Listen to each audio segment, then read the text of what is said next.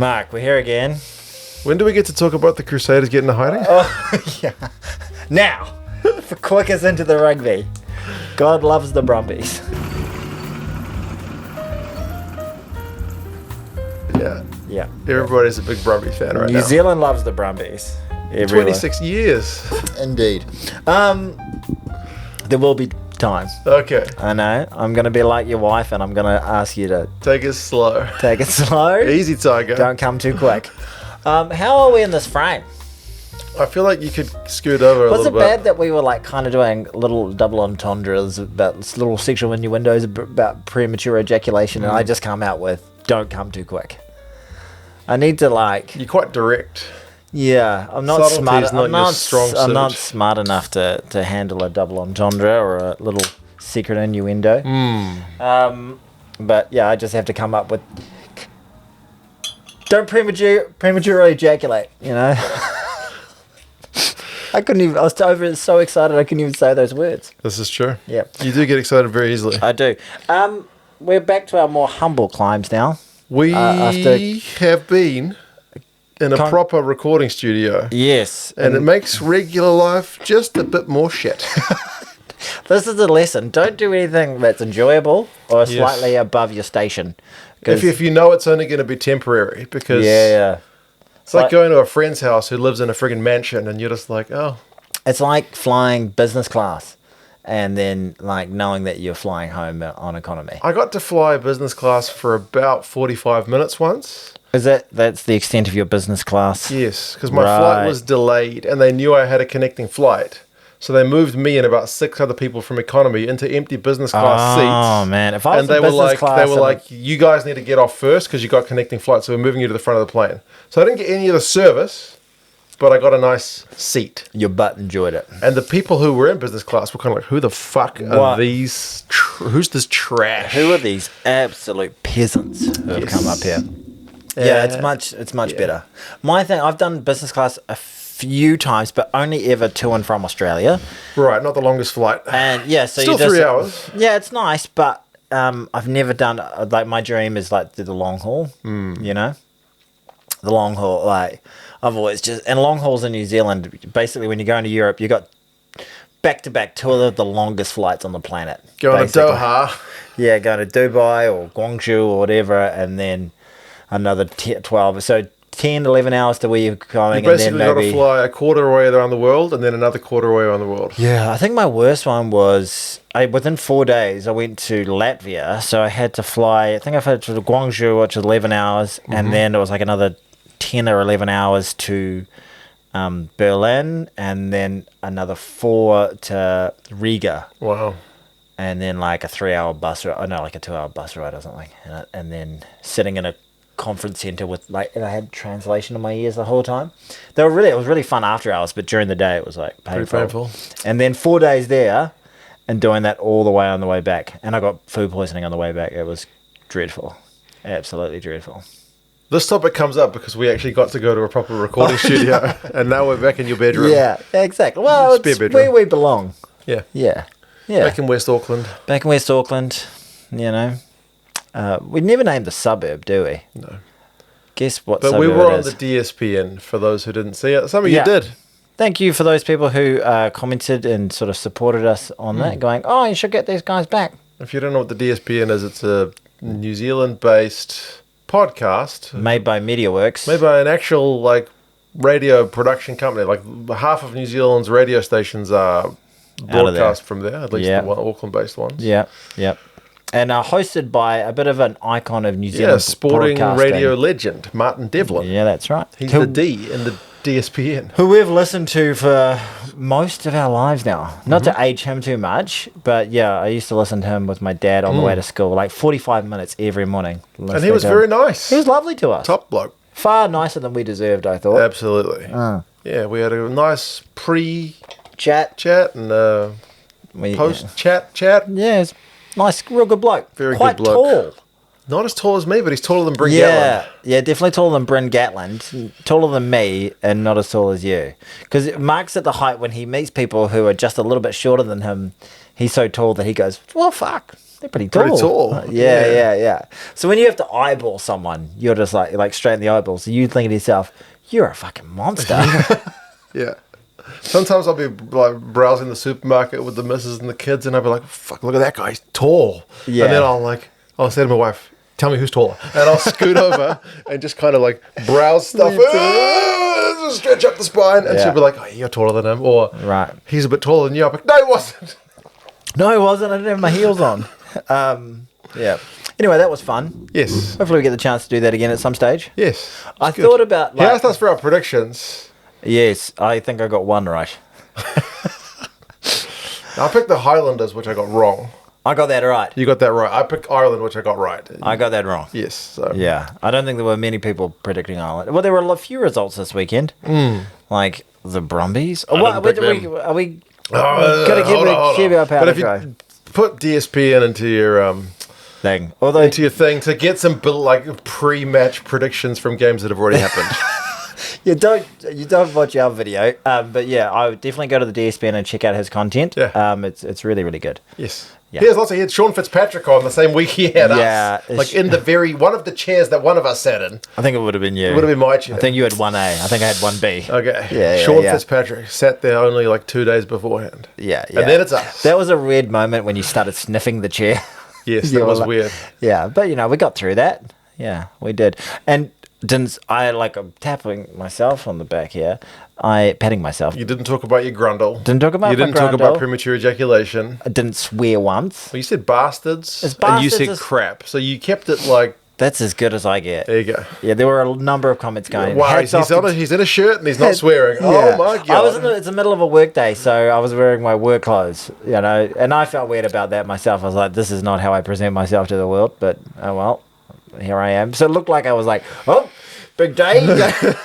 You've dressed up for Marty. Yeah, exactly, because that's what his producer Lachlan said. He was like, oh, you've dressed up more than he has, and I'm like, oh, yeah, I'm working. And he was like, oh, you got a real job. It's like, yep, this my one podcast that gets between 2,000 and 20,000 if the All Blacks lose doesn't quite pay the bills. Yeah. Anyway, that was fun, but just more locally to you, you've had a tough week with the internet.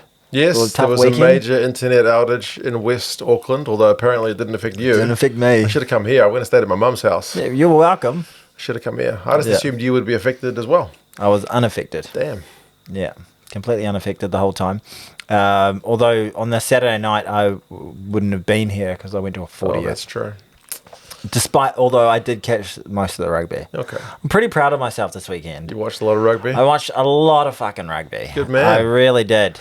The only game that I don't think I watched entirety of was the Chiefs and the Highlanders. Oh, that was a good game. So it was game. actually out of the... I put it on because when I came home, it was actually the 40th was just a dinner, and then it finished, and then I got home at about 11:15, so I watched the entirety of the Blues game. Watched it from the start, bit of fast forwarding, and then it was about midnight. I was like, okay, Saturday night, wild night, I could stay up, I'm a big boy. And then I put on the Chiefs and the Highlanders and just went... It was past my bedtime. Damn. Yeah. You're getting too old for that shit. Yeah, and I didn't wake up to watch any Six Nations, but I did watch all the games. Were you spoiled? I was spoiled. Damn, you got to stop getting on socials. You got to just watch the game. It's hard not. How was I spoiled this week? I think I kind of... You know what? I really tried to avoid it. I was doing my morning constitutional, and that's Pavlov's dog. Get your phone out. And I flicked on, and I just saw, that guy who does the goosey, the rugby guy? Oh, the yes. South African dude who lives in England? He's English, isn't he? The rugby guy.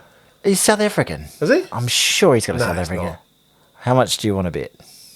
I don't know. Okay, one of us next week has to do the podcast without a hat. Okay. I'm pretty sure he's just English. Okay, let's see. Now this. We can look this up later. Well, let's solve it now. You talk about something. Okay. I yelled at a child on the way here. The rugby guy nationality. Yes, the rugby guy is Jared Harris, a South African-born content creator. But he sounds English as fuck. He sounds South African, man. That's him. Is he? Yeah, there he is. I suppose he does. Yeah. Now you hear that. Yeah. You sure he's not? Yes. There we go. That's like the AI answer. The AI is full of shit. Jared Harris nationality. Oh, it's just give me that again. What's Jared? This is. I think that's Jared Hayne. Okay, he's Australian. He's definitely South African, 100%. Hat off next week. Whoa! Imagine the shame you're gonna feel. I was hat off on DSPN. Yeah, I was hat off as well. Yeah, which was odd. I didn't like. That was the one thing I thought I might just bring a hat, and then I was like, I'll have hat here for the rest of the day. Yeah, It's too hot for a hat at the moment out during the middle of the day. But yeah. This is exciting content. Us talking about whether or not to wear hats. And another exciting news. You might notice that are we somewhat brighter? I look like I got light reflecting off me. You look like I'm blinding the audience. You look I'm glowing. Should we turn that down? Do you think it's a little too bright? Probably. Should we turn it down? You can turn it down a touch. Turn it down. Tony bought a new light. Yeah. Because he broke the other one. And then we had trouble. Do you want to tell them the troubles we're having? You want me to talk about the troubles? That's kind of a heavy topic for a rugby podcast. Yeah, how's that? That better? Okay, that'll do. Alright, we turned it down. The troubles, that's the Northern Ireland Republic troubles. Yes. I don't think that's going to be great. No. Then you'll have to start singing Zombie as well. That's about the troubles. Let's not talk about the troubles. Should we talk about some rugby? Yeah. All right. We haven't got a sponsor again this week. No. It's your one job. It's been 3 weeks in a row without a sponsor. Asking, if you want to sponsor the podcast, just buy us some beers. We're pretty cheap. Yeah, exactly. In the scheme of things. Yeah, 100%. Yeah, we would like a sponsor to buy us our beers. And then we read out things that you want us to say about your company or product or service or whatever it is. One thing I like about it, not having a sponsor, is I don't have to edit extra shit into it. This is true. But, couple of shekels and some beers. It's not bad. Anyway, there was rugby over the weekend. We're talking Crusaders, Brumbies, or we're going to go Six Nations first? Probably should start with the Six Nations. Okay. Yeah. I'm excited about the Super Rugby result at the weekend because that just never happens. But I believe the Blues have got the Crusaders and the Brumbies in the next 2 weeks. So I'm about to be depressed. Brumbies next. Yeah, the Brumbies next, and then I think the Crusaders. So yeah, we're not looking great. We're in for a bit of pain. Yeah. Well, don't be pessimistic. You never know what's going to happen. Okay. You wouldn't have predicted what happened on the weekend. That was an absolute aberration. Oh, beautiful. Anyway, we'll get to it. Okay. England, Ireland. How about those Irish boys, eh? Written off. Reports of my demise were greatly exaggerated. As I said, I picked them. You did pick them. I did not. I have to apologise. I didn't pick them by 42-21. No, I don't think anybody picked them by 42-21. And I absolutely picked the Poms to get up, and I thought there would be a bit of a reaction after the Scotland performance, but they were lacklustre, to put it nicely. It was a really, really poor performance. Basic skills, I think, especially in that first 15 minutes when they were on the line. In a row where they have just shelled a lot of balls. It's very... I don't know what you do if you're Steve Borthwick because some of that was just simple, areas that they used to be strong for them have just suddenly gone to custard. Can I shit on Henry Pollock for a second? Yeah, that's a very popular thing to do right now. Shut the fuck up, young man. Keep it in, zip your lips. You're an incredible player. You may be one of the most talented players in the world, but all he was doing was just firing up the Scots. Gobbing off... I'm sure the Scots were getting fired up just looking at it too. Gobbing off the Crawley as well, from the scrum. Crowley. I like to call him Crawley. Mr. Crawley. Mr. Crawley. It's a great song. And any scrum penalty, just getting up, screaming in everybody's faces. Just shut the fuck up, man. Just play your game. You're an incredible athlete. You can get on with it. You can do amazing things. But nobody wants to see it. You're just acting like a fucking twat. He needs You've kind of turned... You've turned a corner on him. Well, you've gone from being it's great that he's got a bit of personality, he's got a lot of potential. You've said he's kind of borderline twatty, but you were not fucking pull your head in, son. Stop being a fucking hero. At the end of last year, you weren't being grumpy old man before. Yeah, well, I'm being grumpy old man now. At the end of last year, when he was doing all this shit and doing his stuff and all that sort of thing, inside me, and I think I said this on the pod, I was feeling as though he was being a dick. Yes, I think you've said that before. Yeah, he's But you also said, acting it's like good a for the dickhead. game. But I'm thinking to myself, okay, we need personalities. One of the problems within rugby is we've just got like these Bland. very bland individuals. Yeah, hats off to the boys, and it's all about rugby values and not being arrogant, all that sort of thing. But there's a level to that, and they're showing a bit of spark and a bit of charisma and all that sort of stuff. Yeah, you can do that, absolutely, especially in your big moments. Enjoy them, all that sort of thing. But just gobbing everybody off in a losing effort and acting like a twat and firing up the opposition, like it's a poor look. He's a liability out there. Like, I think he's a better impact player. Yeah. I don't think he's got the maturity At the moment, I think you're right. Yeah, I think you're right. I mean, some guys come into the starting role over time. I mean, Bodie was a pretty famous super sub for the initial part of his career. He's an incredible super sub. Yeah. Comes on, brings that energy. It maybe fires up the boys a little bit when they need a bit of firing up. Yeah, for sure. But at the start of the game, when there's a scrum penalty and you're screaming at in everybody's fucking faces, like you're just being a twat. Like, and I think somebody within the England team, one of those leaders, like, needs to take him aside and be like, mate, you're incredible. You're going to be a wonderful, wonderful English rugby player for a very long time, but this behaviour is hurting us, and you look like a fucking twat. Pull your head in. How old is he? He's in his early 20s. It's hard when you're that young. Yeah. Because you're being a twat and you don't know you're being a twat. You reckon he knows he's being a twat? I don't know. Like, so the self-awareness often comes with a bit of experience and maturity. Yeah, well, your prefrontal cortex doesn't completely develop until you're 24. For girls, it's 18. That's why young girls and young boys are at different levels and all that sort of thing. I'm still waiting for mine to kick in. And that's the rational part of your brain. So where you can make rational decisions and do all that sort of thing. Like, I think part of his arrogance actually fuels like some of the decisions he makes on the ground that actually benefit the teams that he's in. Like, he's an incredible athlete. There are some times when like having the confidence to back yourself in a certain situation where you could go into your shell can be beneficial. 100%. And what do they say about youth, like the flamboyancy youth or the having no fear? There's a saying, but there's a limit to it, and there's a point where it actually becomes detrimental to your team.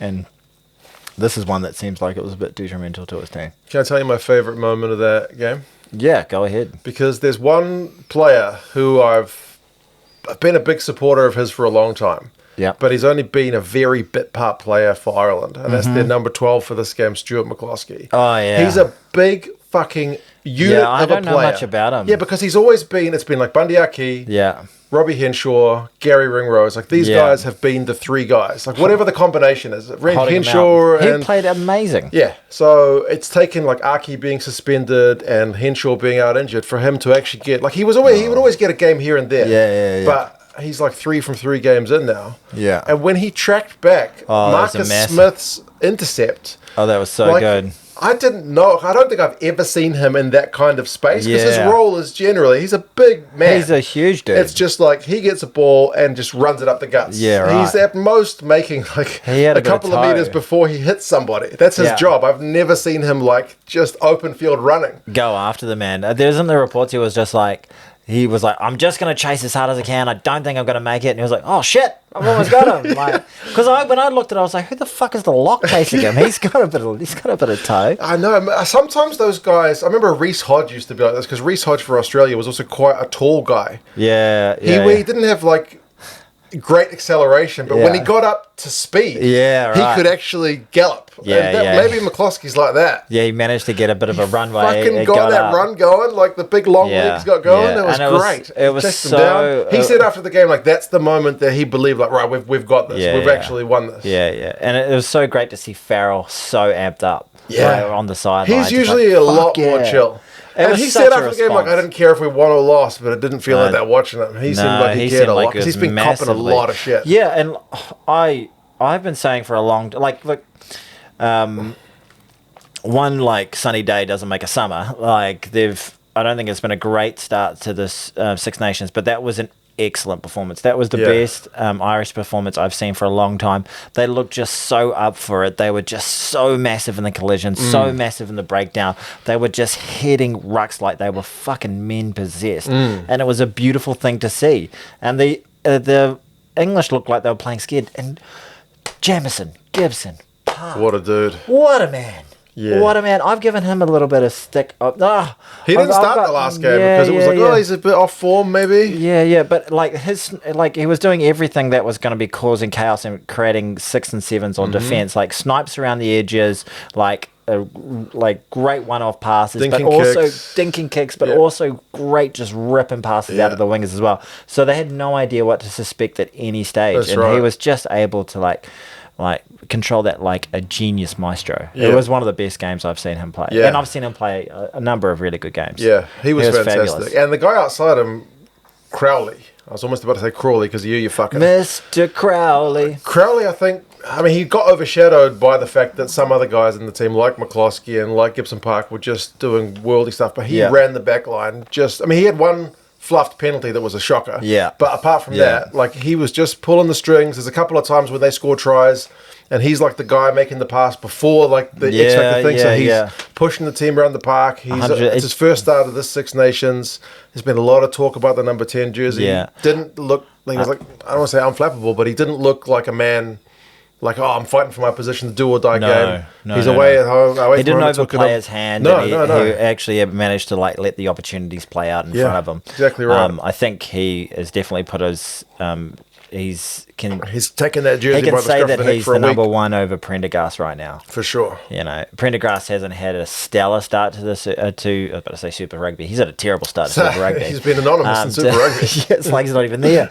The Six Nations, but I'm thrilled for him. Yeah. I think he's a really, really good player. I'm just so chuffed for Jamison Gibson-Park. Yep. A player that couldn't find a fucking Super Rugby, like a regular number 9 starting spot. Mm-hmm. We had him at the Blues. We did. He was at the Canes. Yeah. And then he was like, oh, fuck this, I'm off. And then he's become world class. Just epically world class. Like, clear, like, I'm not going to say he's better than DuPont, he's not. But he's the second best. He's the second best number 9 in the world, for my money. Would you say so? Yeah, Roygaard's in the conversation as well, but Roygaard's still at a different end of his career. Roygaard hasn't got... I think Roygaard's got massive potential. But he hasn't got the runs on the board. That's right. He hasn't been able... And he hasn't been able to string enough games together. That's right. But no, Jamison's style really suits the way Ireland want to play as well. What is wrong with England? He was my pick for winning the Six Nations. Yeah. They had 12 wins on the go, and they were just completely listless. They were just... I was a little bit worried for them last week in that you've had such a long winning run and you lose a game, whether it kind of skittles your confidence or not, and it seemed to be a bit of that. They do seem to be lacking a bit of leadership. I know Lot's been making a Maro at the moment. England's a weird one in that if they go on a winning run, the media hypes them up as the biggest and best team in the world, and then they lose 2 games and suddenly they're shit. Like their coach said, we weren't as good as people were saying we were. Yeah. And now we're not as bad as people are saying we are. Yeah. Maybe there is a bit of truth to that. Yeah. But 12 wins in a row, like you do that well. I thought they played terrific in November. Yes. They were really, really clinical. They got everything done. They kind of had the games they're all their way. They kind of got... Argentina had a good comeback against them, so it wasn't flawless, but they were getting results. They did terrifically well. They bet us, they bet the Aussies. And they seemed to be just going from strength to strength. And everybody was talking about, the French, the final game of the Six Nations, them versus the French was going to be Le Crunch. And then, even further down the track, people are going, oh my God, 1 and 2 in the world are going to be playing each other with the box. When the late Nations League thing kicks off. Yeah, but now you're actually just looking at them next week going, geez, that Italian team don't look like a easy beat team at the moment. So maybe this could be the chance the Italians get. They had just an uncharacteristic amount of mistakes again. Like even George Ford, a couple of times he misses touch. It was really poor. And then he was getting the Bronx cheer every time he was kicking when he touch. was making touch. He's copping it big time. Yeah. Jeez. Like, he seems like a sort of player that you pick because he's just always reliable and solid. Mr. Consistent, eh? But when he has a bad game, he has a bad game. Yeah, he's... Yeah. I mean, like, it's hard because some of it, you got to just, like the Irish guys were just at times doing incredible stuff. Like, Ollie Lawrence had come into the side at 13, but McCloskey gives him a big donagi at one point, goes for a big line break, ends up in a try. I think there's another one where I think Doris carries the ball just a wee bit and Dingwall, their 12, just bites in a little bit and passes Bellacoon, fucking jet shoes, and then it's try time. Yeah. Like, it's just little mistakes, and Ireland were in no mood to they were give not. up any of them. Like, if you gave us a chance, we're taking them. Like, other like England had, I remember in that game, loads of potential chances, and they just converted so few of them. Especially early on, like in that first 15 minutes, I thought they kind of had the better possession and territory, and they were camped down there for a long period of time. But just every time they were in a good spot, they'd fuck up their line out, or they'd push a pass. The line out was shocking. Yeah, the line out was... they pulled Cowan Dickey, didn't they? That's it was right. so bad. And then they were pushing passes, like... when I say pushing passes, they were just doing passes in attacking areas, which you kind of would expect at an international level, but they were just dropping them cold. Just skill execution was just so poor, and they were completely unable to convert any pressure into points. And then as soon as the Irish got down there, they got the tries. That was a key difference in Jamison Gibson-Park just took their souls from there. That's right. Yeah. Gibson-Park was sensational. In one of those moods, eh? It was beautiful. And the defensive guys, I mean, it's easy to look at the highlight reel stuff of Ballacoon, and like they lost James Lowe pretty early on in that game, so they had to bring on Tommy O'Brien. Like, he scored a nice try. Yeah. There were heaps of breaks. McCloskey was on fire, but I mean, like, Tyke Byrne, that friggin' blue headgear of his was everywhere. Yeah, Caelan Doris was everywhere. They were menaces at the breakdown, and just the way they were hitting rocks, it was just like, we're going to move some fucking flesh. Like, and I thought that the English were just a little bit more tentative. Yeah. You know, just trying to play a little bit more of like a precise game, or worried about giving penalties away or something, and just up in their own head somehow. Well, that's right. I mean, Steve Borthwick likes to play kind of a relatively lightweight back row. Like, he likes the really high energy, high work rate guys. Yeah. Which works if you're gonna, like if you're gonna keep kicking the shit out of the ball. So if the opposition drop it, good for you. Yeah. If they catch it and your high work rate back row get on them as soon as they catch the ball and can either push them back or win a penalty, get them for not releasing, then that works. But if you come up against a team who's got, like, because they played James Ryan, who's a big fucking lump of a lock. They played McCarthy, who's a big lump of a lock, and they played Tyke Byrne on the blind side, who's a lock or a loose forward. So they played some big fucking units. And they all played the game of the season. And if you are getting physically brutalized, then the high work rate guys in this situation don't look out good. And then the likes of Genge and Maro Toji, I know, felt for Maro in his 100th, but he was particularly... I don't want to say poor, but I say quiet. You know, he looks like he's just had too many gallops. Like, the guy needs a break. Maybe. Yeah. Well, he did lose his mum relatively recently, that's which not going to be easy. Yeah, I don't know. I mean, everyone handles that kind of grief differently. Maybe he just genuinely does need a break. Yeah. It's hard, like, because mentally and physically. Yeah, exactly. These guys, they're humans, you know, like, they're affected you can't by... just expect them to just be like a racehorse and just, 100%. Like, and that part of, like, when you see a player who's in peak form, you know, everything's probably going... They probably are in a nice part of their life, in their personal lives and things like that. The kids are happy, the wives are happy, and all that sort of thing. But that part of your life has got to impact, you know, the amount of sleep that you get, how much stress that you're under, you know, how much focus and energy you're able to put into your training and all that sort of stuff, and to have a clear head on game day and go forward with it. Because these guys have, you know, professional athletes, a massive amount of expectations on them by their families as well, I'm sure. I remember when they had that Netflix Six Nations series, they got canned after 2 years because it wasn't great. But I remember there was one episode they did which they followed Duhan van der Merwe around for a while. And he was quite open about the fact that, like, you know, he has big ups and downs. And he talked about it. I don't remember the details, but I remember him talking about it the way it affects his game. Yeah, look, dudes are human. That's right. So and like the how devastated they are when they don't get selection and things like that, and injuries and all that sort of thing. Like, I know it all looks like pretty cool going out there and playing in front of 80,000 people and whatnot, but there's a huge amount of effort and sacrifice that goes into it. And these guys are young men. They're all young men. That's right. So, it's tough, and we're just so hard on them as well. As I sat there, started the podcast by talking about what a twat I thought Hedrick Pollock was. Yeah. But hopefully he learns from that. I think he's probably a good bloke. That's what I mean. He seems to be well liked by his teammates. Yeah, although I look back to myself when I was that age, I certainly wasn't a professional athlete, but I'm sure I did a bunch of twatty things that if I looked at them now, I'd be like, you're a fucking twit. Like, why were you doing that kind of stuff? Fortunately, they didn't have smartphones. 100%. Fortunately, there was no cameras and there was no fucking... there wasn't 80,000 people watching me and millions at home. Yeah. All right. Okay. Well, Ireland scrum still looks a bit of a worry. A little bit. That was the one they were able to like patch over the gaps there. Yes. But yeah, they were. Fortunately for them, it was England that kept dropping the ball. So they could get their own feed and largely just get the fucking ball out. How many handling errors are in that game? I think England had 22 turnovers conceded, which is horrendous. Like Ireland were 12. Which is reasonable, for a game of rugby. So, and the turnovers won was 11-2. So, jeez, you're talking about the breakdown. And that keeps the Irish in the tournament. And England are pretty much fucked. Yeah, mathematically they could probably get up, but I don't think anyone's ever done it with 2 losses. Yeah, yeah. And 2 games they're probably like they would have backed themselves for definitely Scotland, and it seems to me like I know we're staying on this game for quite a while. But it was a massive result, man. A huge result. But it seems to me like the English almost kind of just believed their own hype a little bit.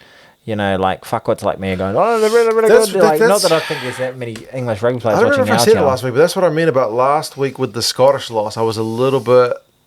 That's part of the reason I picked Ireland is because when you think you're that good and then...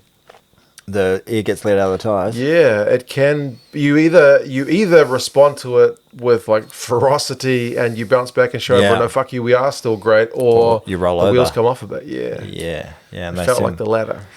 Well, Borthwick's been in some pretty tight spots in his reign. Yeah. It'll be interesting to see how they bounce through this. They've still got the opportunity this season to make some real statements, like with what the challenge they've got in Paris. I could still see them somehow. That's the thing. I don't suddenly think, just like I didn't think Ireland so much talent. were done. Yeah. I don't think England are suddenly shit. Yeah, and I don't think that the South Africans are going to have to. Will take them lightly either. No. Yeah. I mean, you look at last year and South Africa, who are at the moment a phenomenal team, which is a yard or 2 or more in front of everyone else. Yeah. They still dropped 2 games last year, That's right. including one at home. Yeah. Like even the best teams can have a bad day at the office, or you can find a team who's just things click, passes stick. Absolutely. You know, it can happen. That's sports. Which part of the love of the game. Italy's sort of hovering around that level that like when it sticks, they can knock over teams. That's right. You know, that's right. Yeah, they've got them next. If they lose to Italy, then you can press the panic button. Yes, they've never lost to Italy, so that would be Italy's best shot at the moment, I reckon. I think so. There was more rugby. Wales played Scotland. Yeah, that was this morning. That was France. Italy was this morning. Oh yeah, you're right. I am right. Sorry. I'm not right about the rugby guy, but I'm right about this. Yeah. No, we both haven't got our hats on next week. That was a good game. Yeah, it was a fantastic game. I'm so chuffed for Wales. Like, at the end of that game, I genuinely didn't know who to cheer for because I was like, I would love to see Wales get up and get a fucking win. But also, if Scotland win, their Six Nations campaign is still alive. I want them to win too. So I was genuinely like, I don't really mind. Now, I was gutted for the Welsh. I definitely wanted the Welsh to get up and win that game. Right. But I was exhilarated watching it and hearing the crowd and knowing and looking at the Wales going, they look like an international rugby team. Yes. They're playing rugby. They're playing expensive. They've got some players. They were getting over the advantage line. Yeah. Big carries. I was just like, go boys, come on. Hearing the Welsh crowd get behind their team felt like a blast from the past. Yeah. We just haven't had it. They've been shell-shocked so many games where they just concede 20 points in the first quarter and you're like, oh. And they do this beautiful, massive, one of the best anthems in the world. And then I was watching the anthem. I was like, oh, that was beautiful. There's nothing better than the Welsh national anthem at the Principality. And they seem to put on a real nice game day experience as well. Yeah. But then I was just like, oh, now we've got kick-off. It's just like a little bit. Now they are, for we can't just watch them single day. We have to, and they just came out of the blocks like that. And like if between you and I and all these people watching, all the thousands of people watching, I thought they were unlucky to lose that game. Like that game could have gone either way. There's a couple of key moments that if it doesn't happen that way, it's close enough. They just kept on. They were tireless in their defensive efforts. They kept on turning them away. They took their opportunities when they had them. They probably didn't quite create enough opportunities in that second half. Yes. But they looked like they were a bit fatigued as well towards the end. But God, it was good just watching a good Welsh performance. Like when I started this channel, like seeing Scotland go to Wales was like, that's a fucking hard game. Yeah, it was a real hard game. So it was nice to see that from Wales. It was just, it felt like, I don't know, like having a dinner that you haven't eaten that for ages, and it tastes fucking amazing. This is great. I haven't had mince on toast for ages. Exactly, it's beautiful. So no, it was really, really pleasing. Reece Carey, the big prop, got another try from close range. Yeah. Wales were up. He gets into it, that guy. Yeah, fuck yeah. Yeah. They got one out the wide. Josh Adams got one. He had an offload to carry in the build up to that one as well. It's quite nice. They were up 20 points to 5. Yeah. And you could see Gregor in the coaching box like, oh, fuck's sake, not again. Scotland. Not again. Yeah. Scotland don't do well with expectations of them. And they kept on turning them away and turning them away and turning them away. And then they concede one try, but they get a penalty back, and you think, okay, look, just close it out for what are we, about 15 minutes out at that stage? Something like that. And then old Finn Russell just spots some space. I don't know if it's a pre-work play. I don't know if they'd seen Gregor tape. said it wasn't. Really? He said it wasn't. So it wasn't like they saw tape of the it's Welsh just Gregor penalty. saw the space, and Darcy Graham had obviously they looked at each other and was like, this is on. You wouldn't have, not to be too offensive to the Welsh, but you wouldn't have a lot of tape on them receiving kicks from their tries. I suppose so. Maybe that's an area of their game that they haven't worked on, because they usually only receive one kick off a game. Yeah. And that was a shame. What they should have been, I think, more alert about that, because earlier in the game, Finn had done, I think it must have been a planned, like a high kick off. Blair Kinghorn is pretty decent in the air. He chased it, he jumped for it, grabbed it, and they shoveled it wide to, I think, Hugh Jones, who just shelled it. And I was like, oh, almost straight from the restart. Yeah. You're on warning, Wales. Yeah, so that's they were right. kind of on. They should have been more alert. It's a schoolboy one. Yeah. But that's a game changer. Was that part of the fatigue? They were kind of blowing out their ass at that stage, and I mean, I think they're putting so much mental. Steve Tandy or Dewey Lake, either the coach or the captain said after the game, like, after you've scored a penalty, you just expect that you've got a minute. Yeah. That's right. And it's usually the case. Usually. Yeah. You got a minute. I mean, look at Gibson-Park in the England game. Like, he took a quick tap. It's just like sometimes you just assume you've got a minute or a second. Yeah. You can just never be at that level or at any level. You can't switch off. You've just got to be aware of what's going on. That keep one's an eye definitely a game changer, because Wales have just extended their lead, and then they score 3 and concede 7. Yeah. It was unfortunate. And then later on in the game, I remember Wales won a penalty and had a chance to kick it, but then the TMO came in and was like, was it a crock roll? It was a crock roll. It came in, and that one. It wasn't an awful crock roll. No, I think it was a fair enough call. But it was a fair enough call, but it was a momentum killer. It was bloody Thomas Williams, right? Halfback on a prop or something, and you're like, how else is he going to move him? And it was just like. That was a real momentum killer. Yeah, it was, because you were like, oh, sweet. If they can get another 3 points from here, they'll give themselves I think they would have put it to 7. Yeah. So that was unfortunate. But no, Wales, like, would have been great to see you win, but take the positives from that and build. You got to give it to the Scots, because I feel like I talked about it before, England written off, they fucking play like world beaters. Yeah. Going to Wales, expectations are on them. Yeah. Under the adversity of being down 20 points to 5, I feel like other Scotland teams in the past maybe crumble under the pressure. Right. Okay. But they didn't. I think Tuipulotu, the captain, he led them pretty well, put in some big hits. He was trying to rev the boys up. It's great to see a Welsh effort that wasn't just riddled with shitty mistakes. I know they made a couple of mistakes. Yeah. But just to hear the Welsh crowd, like, It was very sweet. So nice seeing. You're talking about Wales. I'll say something about Scotland. Scotland won. Fuck them. I was irritated. Okay. I was full on barracking for the Welsh. Okay. Yeah, I was Cymru am byth. bread of heaven, giving it all that. But I know, like, I would love to see the Scots win the whole damn thing. Imagine if the Scots had beaten Italy. Now they're 3 from 3. Them and the French are going for the slam. Yeah, but they I wouldn't be surprised for Scotland if they get one of the 2 results from their next 2, because they've got Ireland last and they've got France next.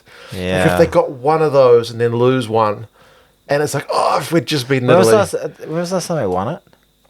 Oh, when it was the 5 Nations. They haven't won the 6 Nations. No. They won the final 5 Nations. So they've won the 6 Nations as much as Italy has. Yes. And our unfounded fact at the beginning of the tournament was nobody's won the 6 Nations after losing to Italy. Nobody's corrected us on that. Nobody's corrected us. It sounds true. It sounds very true. It's something we could definitely research. We could. But we won't. Well, you could. 26 points to 23. Well done, Cymru on Beath. Come on. Fire up. Build from here, boys. I think the good thing for Wales is they've gotten better each game. Yeah. And Scotland, you're just a bit all over the shop. You play shit, you play great, and you play middling. Yeah. Like a Jackson Pollock painting. Splattering shit everywhere. The one this morning was France-Italy, 33-8. Yeah, I feel like the scoreline doesn't actually reflect how tight it was or what Italy gave them a good game. Yeah, and they turned them away a number of times. Yeah. And for long periods in that second half, it was 15-8, and you were thinking... There was no score for like... First 20. 20 in the second half. The actual third quarter of the game was actually a bit of it. It was not a bad game, but that 20-minute period was There wasn't a lot going on. It was a bit of a dud. The crowd started doing a Mexican wave. Bielbiere is still very fast. Yeah, I can see that. He's much faster than anybody else on that field, including Capuozzo, who's pretty quick. Yeah. He blitzed them. And that was that first try, That came from a fucking kick. I remember watching it the week before with the Welsh. It's like, if you don't... He doesn't get run meters. He gets tries. If you don't... Because that was an Italian kick. They contest it. Nobody catches it, but Dupont grabs the scraps. And his first instinct is like... I'm going to kick this fucking thing long. Because we've got a secret weapon. You're going to chase it, and Italy's just not ready for it. Yeah. Or maybe they are ready for it, but that isn't going to gas. There's no substitute for pace. Unbelievable. Yeah. He's a quick boy. I felt like, to me, watching the French, I was like, that squad, like, sometimes I'm not as familiar with the French players as I should be. Yeah. But he's, what's his name? No, the coach. Galtier, that's right. He's rotating a squad. There's different lineups all over the shop every week. He had to change the 10 because Jalibert got, I think, a niggle. So Ramos was number 10. Ramos had to shift to 10. He wasn't named at 10, but they shifted him to 10. And Adesogbe shifted to the fullback, and then Dreon came in for his debut on the right wing. Yeah, he ended up with a try at the end. He did. Yeah. He went close a couple of times. He dropped one cold when they were still at 15-18. They were turned away so many times in that game. The Italians couldn't get their line. Another team that couldn't get their line out going. Yeah. One of the French tries directly comes from a fucked up Italian line out, and then anytime Italy finally got a penalty, maybe a scrum penalty, because the scrum was still going all right, kick long, let's get a chance to attack, put some pressure on, let's fuck the line out. That was disappointing. Yeah, absolutely. I don't think they made the most of their opportunities. No. But it's still nice to see both of those teams not afraid of giving the ball some width. Really, some really nice running rugby. Yes. They're both fun teams to watch. They kicked a bunch. Like, one of my... Well, I know it's... I've said this before. If you put rugby into an algorithm, it would say kick the ball. At every opportunity you can kick the ball for best results. But I think I've talked to you about it before, but years ago... It's not enjoyable. Years ago, I did a video about which is the most winning stat. Is it possession? Is it territory? Is it clean breaks? Well, apart from fucking points, obviously. Yeah. But it was kicks. Yeah. Generally, if you wanted to look at some stats, look at which team kicked more, and that more often than any other stat would be that's the telling stat for who won. Yeah. And for people like us who are pretty balls deep in our rugby, like you even more so, and folks who watch YouTube videos about rugby, you are a bit of a fan if you're watching this sort of stuff. You might understand the minutiae of kicks and how important they are, and that you're so deep into it, you enjoy the tactical battle and all that sort of jazz, and where you choose to kick and on the field and all that sort of stuff, and might enjoy the contest in the air. But For your casual fan or your fan who just like, I just follow my one team every week, and I might follow one other big game, and I like occasionally coach the highlights, or I watch my test match here and there. All they say is, fuck, could they just stop kicking? I want to see. I want my team to have the ball and run with it. Like, if we want to make an entertaining product and retain the fans that we already have that are on the peripheries and get more fans, we need to make it. We need to put more emphasis and more reward on kicking and less on kicking and more on running with the fucking ball. You want more law changes? How did you go on that tangent? We're talking about a good game. Fucking stop kicking the ball. Oh. Do you think I would have point though? It's distracted sports. 2 cents gets distracted. I didn't look at that game and go, this is too much kicking. Well, no, I know that one in particular, but just... No, that's why I'm curious. How the fuck did you go on that tangent? That's random. About just shoehorning it in, to be fair. Save that for a game where there's like boring kicking, then we'll talk about that again. All right. I do feel like the Italians were a bit unlucky, although the coach said they didn't manage it properly because Capozzo went off injured when they had a yellow card. So they ended up playing with 13 against 15, and France went ahead and punished them pretty much straight away. Oh, the French are so good when you're missing someone from the back three. Oh, yeah. Yeah, they're so good at utilising space and capitalising on those opportunities. Like, even with like the power and like width pass that Dupont offers, like he can get the ball into space so quickly. He's a 9 and 10 all in one. He has played 10 before for them. So Quesada said after the game that they didn't manage it properly, so they must have not subbed them when they should have subbed them or something like that. So he was pretty displeased with that. Because that was when Liner got sent off. For the deliberate knock on. Yeah. A reactionary one, but still a sin bin opportunity. Yes. It's funny. They were for the penalty try possibility. The props coming across. He's going to catch BLBRA. There was BLBRA with the line open, and then like 10 metres to the right was like a prop. And the French were complaining about it, going, it was a prop, and he said, I can't make a judgment call at all on what kind of even though it's a prop. He might be a fast prop. He could be quick. He could have them jet shoes catching maybe the fastest player in world rugby at the moment. That was quite funny. But I feel like that scoreline is not embarrassing. Not embarrassing. It's not super close. It's probably to be expected. It's probably reflects a little bit unfairly on the Italians because I thought they were a little bit better value than that. I think. What was the end score in the France versus Ireland game, that first game of the year? It was only 7 points. Was it only 7? France versus Ireland. Oh shit, that was...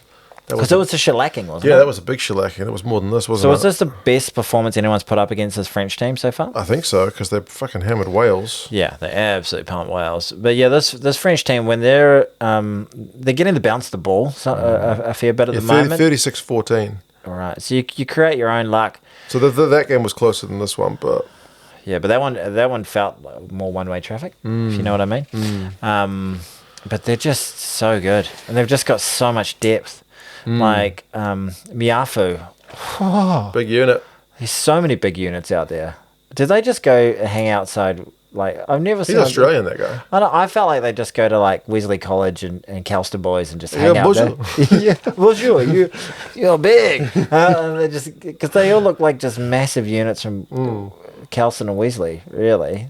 Yeah. Yeah. How are they getting these guys How's his French? I haven't heard him speak French. They always interview him after the game because he speaks English. And they interviewed Gaetan, and I was like, his accent's a bit funky. And I looked him up. It turns out, because the Gaetan, the midfield for France, played amazingly well. Yeah. He's like half English, half French. So he's got he fucked up a few things grammar-wise. But he's got kind of a little bit of a posh English accent in there. I was like, this is weird. This is weird. It must be like when my kids speak Chinese, because they can speak Chinese, but they probably sound a bit funky. Yeah. Because they're brought up in New Zealand. So, anyway. Language chat with Mark and Tony on 2 Cents Gets Distracted. It's a rugby podcast. You should sponsor it. Rugby's greatest podcast. Send me an email. Please. Buy us some beers. Yeah, buy us some beers. But we're really hanging out for it now. It sets up, because it's a fellow week now, it's a week off. Yeah. They don't call it a bye week, they call it a fellow week. Yeah, fellow. When else do you use the word fellow? He's a jolly good fellow? That's FE, that's FA. That's like a farming term, isn't it? Really? I think so. I've never heard of it in week my off. life. A fallow week. Yeah, fallow week. Is it English? Yeah. Fallow. I'm pretty sure it's a farming term. Is it FALL? OW, yeah. It's a week off. It's a bye week. Right. We're on the bye. We're on the bye. Can we just say bye? No. We stick to our traditions. Too classy for that. What is fallow in French? Oh. Sorry.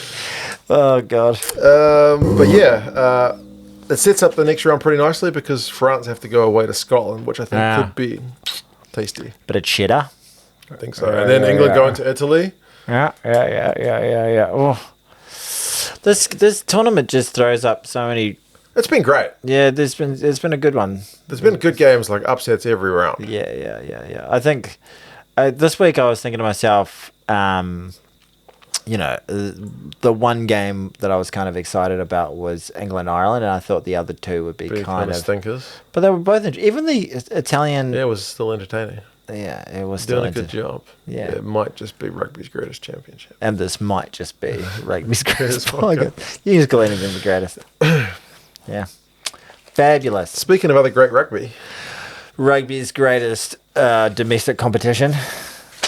It's super for a reason. Yeah, it's super. Super rugby. Super rugby. The Crusaders lost. Who've won a lot of championships. Suck ass. Someone mentioned to you and us on the DSPN that they're like living where they're Did you see living my rent free. response? Yeah, I saw that. It was true though. I was like, yeah, you fucking lifetime lease in my head. Yes. Yeah. I don't know what it is. Maybe I'm just a hater of anybody who's successful, but any team that wins all the time, I want you to lose. I don't care what sport it is. Whether you're Bayern Munich, the old Manchester United, now Manchester City, or whatever. If you're winning all the fucking time... You wouldn't have liked the All Blacks back in the day. Well, but I support them, so that's fine. No, but I'm saying if you were from elsewhere. Yeah. If you wanted to see... I think it's part of the reason a lot of people quite enjoy the All Blacks struggling at the moment. Yeah. It's because we won for so long. I get that. Yeah, we get it. So seeing the Crusaders get pumped, lovely. 50 points to 24 was quite satisfying. Yeah.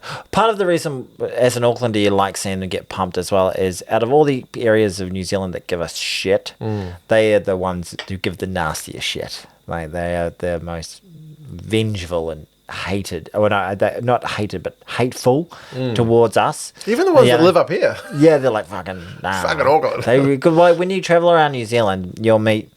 You'll meet people from outside of Auckland, and they'll be like, they'll give you a little bit of Jaffa, and it's quite friendly little banter and stuff like that. Yeah. In Christchurch, there's a lot of people you'll meet, and it's just a different vibe. It's a little bit of animosity. There is, there's an edge to it, and they're like, okay, fucking Jaffa, and you're like, hey, I just pay your taxes, it's okay. Yeah, and then it's comments like that that make them go fucking laugh. Yeah. So then they just So there's of the two centres that have the most animosity between them. It's definitely Auckland and our friends from Christchurch. And saying that, I quite like Christchurch. It's nice. Christchurch has turned into a pretty cool city. So beautiful. Yeah. It's turned into like what they've rebuilt down there. Like it's kind of like this urban shabby chic kind of feel down there. That's what you're into, eh? Yeah, I think so. Urban shabby chic. Yeah. It's turning into a cool place. But yeah. Yeah, I went around there. Was during when our borders were closed. Yeah. I went and had a look around Christchurch. I was on a holiday in the South Island for a bit. Nice. And it was. I mean, you could still see like the old church was all it's Monday, crumbly, which was horrible. But no, it was nice. I spent heaps of time down there pre-quake, and it's a totally different city. Really? Yeah, it's unrecognizable to what it was before. But yeah, it's a good place in the world. But I still want them to lose at rugby. I want them to lose so bad, and it's so satisfying when they lose to anyone. Yeah. The only thing that makes me worry a little bit is you go, Cody Taylor's not looking that great. Yeah, that's true. I actually watched that game with my son, and he said to me as I put it on, he's like, "Who do we want to win?" And my mum was there as well, and I was like, "Well, if we're going by like New Zealand stick together, New Zealand team, we should be supporting the Crusaders." Yeah. But I said to him, "But the Crusaders always win." Yeah. I said they've won enough, so I want the Brumbies to win. They've won 8 out of the last 9 competitions. Yeah, I think it's fair. You've won enough. Yeah. So exactly. And the nature that they was like, I was so convinced watching it. It was an enjoyable game to watch. Some really good tries.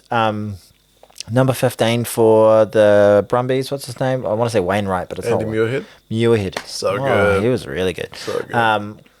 There were so many points in the game where I just thought, okay, and this is where the Crusaders do their thing. That's the living rent free in the head thing, or the emotional scarring or whatever. Because the Brumbies had like a 5-point lead at halftime, and they had the wind at their back for the first half. The territory stats at halftime it's the second game 85-15, which is unfucking heard of. And I said to my mum, I was like, 5 points is not going to be enough. It's a 20-point win. It's not going to be enough. The Crusaders are 100. If the Crusaders scored 2 tries with 15% territory, that's like they're elite. They're going to fucking smoke these guys in the second half. And we saw it the night before with the Force and the Blues, where there was a massive wind in that game as well. But we were able to, we're a quality team. We were able to take advantage of it. But and then the Brumbies just held tough and just didn't give anything away for the first half an hour of the second half. And then they took their souls and absolutely took a shit on their chests and made them pay in such a beautiful way. Just bang, bang, bang, tries, and made it look like an absolute dicking. Which I don't think it was. It didn't feel like a dicking throughout. You just come the end of the game, it was a dicking. They were making bad mistakes and making a lot of fumbles and all those sorts of things. They weren't having that clinical edge that they had earlier on. Well, they were okay when they got the ball in the first half. They were able to make pay. They were clinical, We got to see James Slipper try in this 200 Super Rugby game. We got to see some Corey Toole express pace. We got to see Charlie Cale get a couple of tries.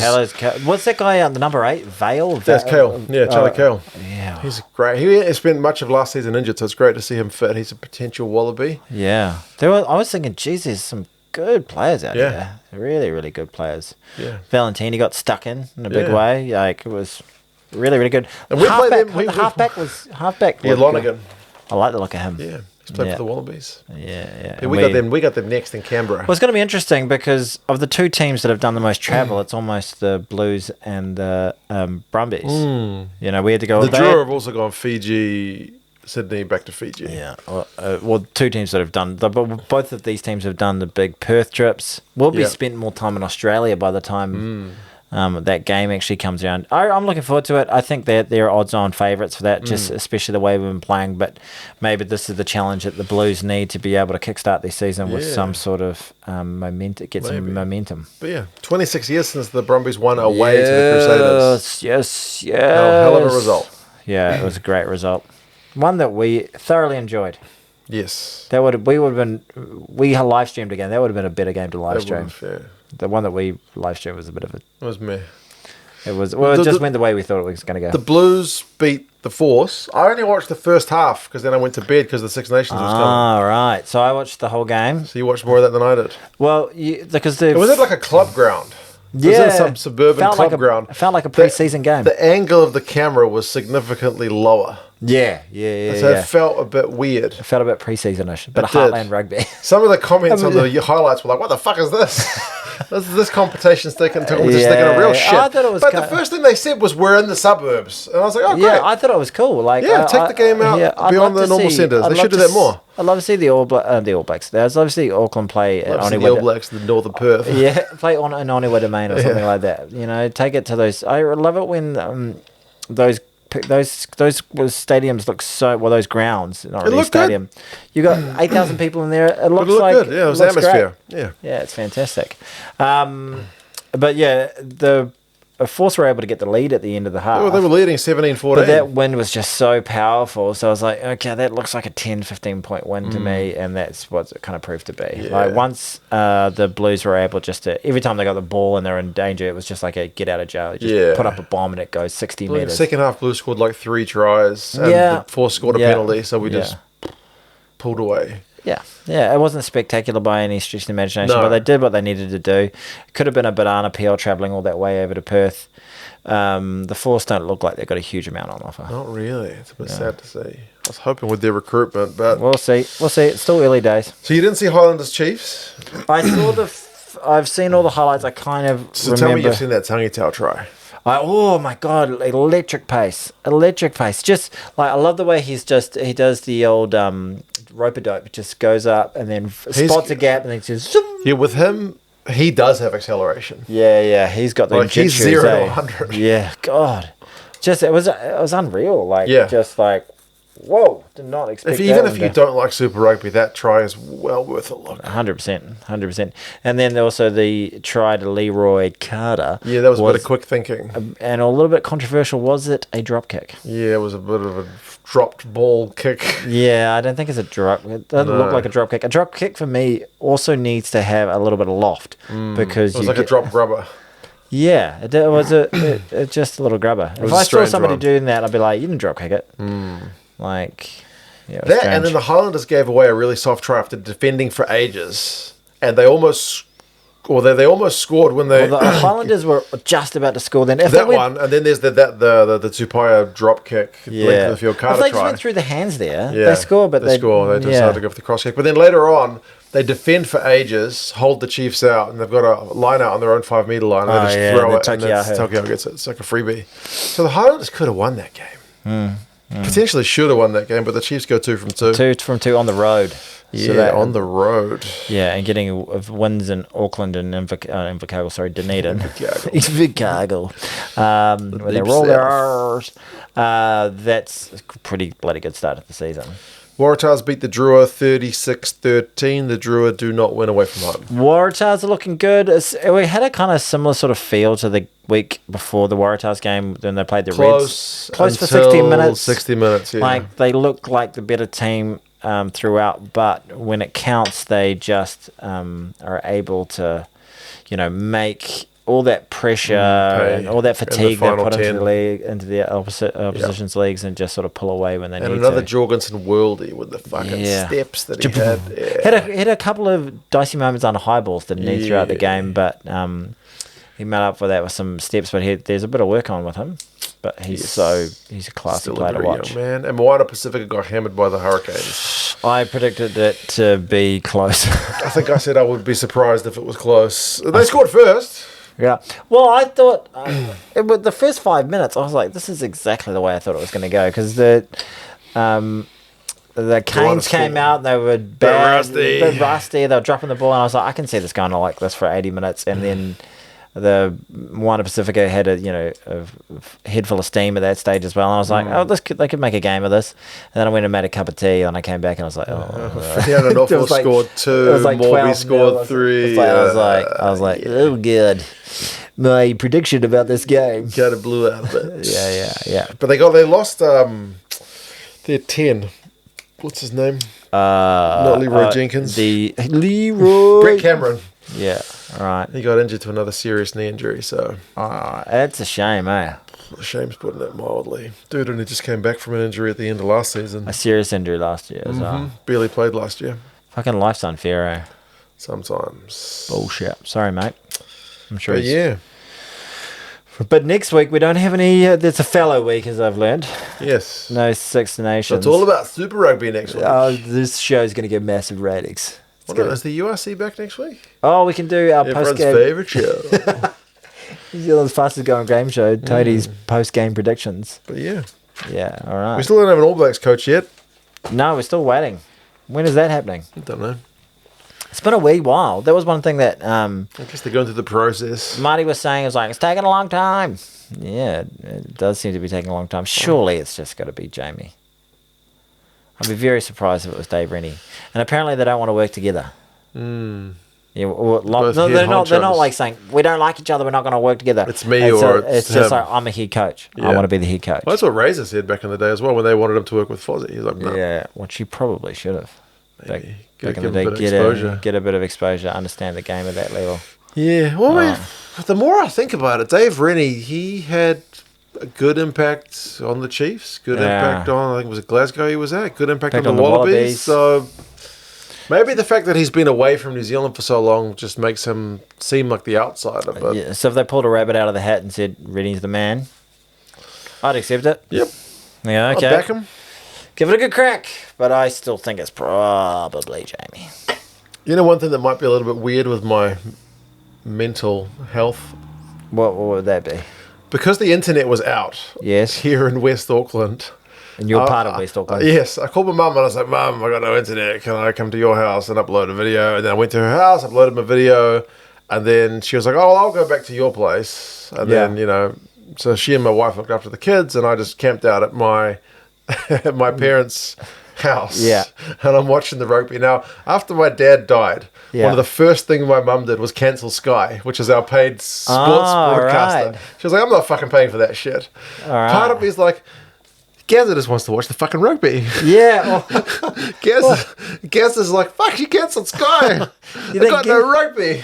Son, bring your Sky account around to our place so we can watch Ireland take on England. So you felt like you were connecting with your father, bringing the... Felt like I was sitting on the couch on his spot, like watching the rugby on his TV. Yeah, right. Yeah. So you'd be fuming that Dawn got rid of the Sky. No. What are you Fucking doing? Dawn. So she's not... He's up in the sky. I got no she Sky up she here. doesn't watch any of it. She'd be following it less than Yeah, she yeah, would have. yeah. I mean, she... The other day, because the Chiefs... Is she going to come around and do live streams with you? I don't know. Because she used to sit like 2 seats down. She did. Yeah. The Chiefs beat us the other day, for round 1, right? And they had a try, which was like a dive over the top, which was Super Rugby later came out and said that shouldn't have been a try. Yeah, that's right. Like, she called me the day of that decision and was like, did you see the news? And I was like, oh, what news? And she's like, that fucking Chiefs try shouldn't have been a try. And I was like, How do you know I was that? like, are you calling me about rugby? She's like, I know how to talk to about it. Yeah. That's not like How her. did she get Did she watch highlights? She watched the highlights packages afterwards. Yeah, she follows it like loosely, but she never like Right. followed it like as like week in week out, like game in game out. Right. She never followed. She's like you said, like she follows mostly just the Blues. Yeah. A little bit about the wider competition. She follows the All Blacks, but not enough to be like, oh, I'm paying whatever. So your old they had the old Skybox. Yeah. They don't have the digital thing. I haven't seen one of those for ages now. Yeah. Was it My Sky? I don't remember. Yeah, My Sky was you could fast forward, No, I pause don't and all think that so. stuff. Oh, no, in the end it was. Oh, that they okay, made right. them upgrade. Like they were like, yeah. we're not doing the old ones anymore. Like So 2 your years. parents are like they're laggards. Yeah, They're yeah, just yeah. having like they'd still have a dial-up phone if they could. Yeah. potentially. Well, my dad especially, more so than my mum. The Sky used to call my mum and be like, well, we've got this new offer. And she'd tell them, well, I had my way, I'd be cancelling your fucking service. yeah. But Gazza would not have Gazza that. was like, no, I need the rugby. Yeah, I 100%. need the rugby. Yeah. Oh, mate. Well, So it still felt like, spiritually, it still felt like a pretty interesting weekend watching the Six Nations and England getting rolled and Ireland's, I don't think that's an impediment on your mental health. But yeah, I think Gaz was up there going, for fuck's sake, thank God, I've got a bit of rugby in the house Yeah, again. maybe. I don't know. Yeah, rugby in the house. Yeah. Literally was. Yeah. Because, I know when I watched your review, I was like, where the fuck is he? Yeah. It was at parents' place. And Mum and Dad's. Yeah. Your mum doing all right? Yeah, she's doing all right. Mum's taking along. She's going to go to Europe. Oh, nice. She's never been. Oh, really? So she's going to go with her sister later on. She's going to Ireland and then she's going to the UK. Oh, she'll have a fabulous time. Brilliant time. Great part of the world, Ireland. Yeah, it's wonderful. You got to get over there yourself. One of these days. You've never been over there, eh? No. One of these days. It's great. It's great. When's the World Cup after next? USA. Never been there either. I have. Okay. What am I experiencing? I've spent a little bit of I spent a week in Vegas working. I was prostituting myself. Just think you're whoring yourself out. I ran myself out. And then I spent a little bit of time, a tiny bit of time in Arizona. And then I spent a little bit of time in LA, and LA sucks. Vegas isn't my kind of town. Like, especially spending a week there and working. Like, you want to go for a weekend and have a blast, not actually like, oh, I've got to wake up. It's not much fun. It's all just grimy and gross a little bit. It's a sight to behold for a weekend, but when you've been there for like 6 days, you're like, get me out of this weird place. But yeah, I'd love to go to New York and like to go see proper America a little bit. Maybe that'll be your next trip. Well, you're going to Oz, aren't you? Yeah. All right. Got some tickets. Tickets! Where do you want to go next? Write in the comments below. And if you haven't, subscribe. It really helps out the channel. Distracted Sports. Yeah, and 2 Cents Rugby. He makes videos about... Yeah. Should I make another video? Yeah. Marty wants to see more of your content. He's a big fan of my content. Exactly right. Yeah, all that content I make. All right, I have made content. You have, yes. Yeah. You genuinely have. You should make more. You bought a new light, so you should make more content. Well, we've got problems with that light. But yeah, anyway. And like the content that, no offense to the podcast, but the content that has been the most successful has been the random content that I've made myself. Not to say that you bring me down in any way. No, that's true. I think the fact that I only make one video a year now really slows me down. What you can do Yes, make more than one video a year? is, because I don't know if you know this, I probably don't. there's quite a big South African following for rugby union. So ahead of the greatest rivalry, Just blows as much smoke as I possibly you've can. got up two there. options if you want something to go big. You either you pick pro or it's like a debate. You pick pro or con, or pro, for or against. So antagonize. You antagonize or you jack off. Yeah, some Mastercard. some South African content. I think you'll do pretty well. But I mean, honestly, in all seriousness, the greatest rivalry. If you're going to tap into some content, that's perfect. Yeah. Oh, I think I've made my sort of Homage to that relationship. I would just be rehashing that sort of stuff But again. it's taking a new. But look, it's there. It's a new. Imagine if I did that. Yeah. Have I done it? Probably not. Probably not. Yeah. He made a video about why the South Africa-New Zealand rivalry is a big deal. You know, I got for that one video 700 subscribers. 881 subscribers for that one video, and that's and I've only got 8,000. So it made Honestly, South Africans like their rugby. yeah, and I was There's nothing in this podcast which has mentioned a South African team at all. Yeah, but we're not talking URC. We're talking Six Nations and Super Rugby. But there's going to be a lot of South African viewers. Yeah, we fucking love appreciate rugby. it. We They love appreciate it. it. And all the South Africans I met are just quality people. Mm-hmm. They're fantastic. I know South African fans get a lot of shit on the internet for being a bit too much. But it's honestly that fucking. It's a big population. There's more of them because it's a big population. Yeah, 100%. I get it. There's a few blowhards, but if you look at if you look at the Crusaders fucking Facebook page, there's a bunch of people who are just the same. Yeah, it's just fewer of them. Yeah, because so Christchurch is not as big as Cape Town. This is true. Yes, we appreciate you, South Africans, but I don't want to make something that is intentionally antagonising or intentionally just. So I was being a little bit facetious like that, but that's a great avenue to get back into making some rugby. Because I feel like this is becoming an intervention to get me to make content. If you're gonna put all the effort in, you want it's natural. You'd be like, oh, that only got 500 views. You'll feel shit. I think the last one I made, which I put effort into, was. I made one about the Lions. I thought the Lions are coming in together. It got 1,200 views. That's all right, but that's pretty shit. It's pretty shit. It doesn't make you feel inspired to do more. Well, the biggest one I ever did was I think that South African one got 75ish. I think I did an Irish one, I got 65ish. But I did like that top 10 list, and the first one I ever did of that, I think I got like it was a fullback. It's got like 115,000. You know what you could do? What's that? Finish that? No. I'm YouTube stuck on the lock. Shorts. Oh. Low effort, high view. Hey. Ba-boom. And they don't pay content. And they pay us bugger all for that shit. There's low effort. It's a short. You're good with the kind of snappy stuff. Snappy bang. Yeah. I yelled at that kid today and I couldn't think of anything snappy to say. I was like, oi! Your mum's a cunt. Yeah, exactly right. You can't say that. You're going to get demonetized. It's like the one word you really can't say. You really can't say it. Yeah. But now I have to bleep that out. We gotta go. It's over now. I'll find it at the end. Well done, Mark. Thanks for a little pep talk too. Thank you, folks. Bye bye.